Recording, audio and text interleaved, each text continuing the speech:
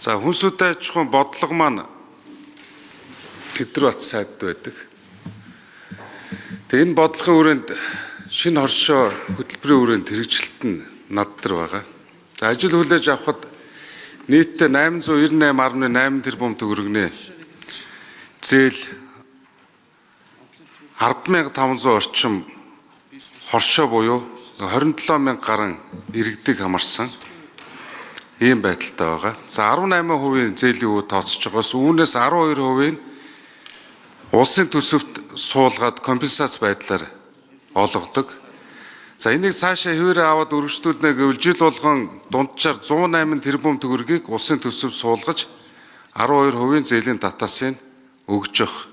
Одоогийн байдлаар 35 орчим тэрбум төгрөг суусан баг.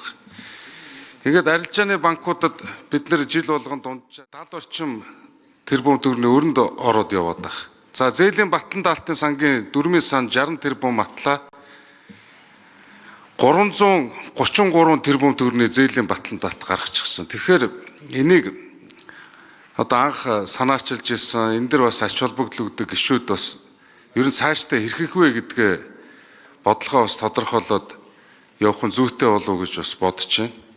Зээлийн иргэн төлөлт бол таны хэлж байгаа бол зөв 90 орчим хувьтай. Гэхдээ зээлийг зориултаар ашиглаж чадж гин үгүй гэдэг асар том эргэлзээтэй асуудлууд бай. Сайн амжилттай хэрэгжиж байгаа төслүүч байна.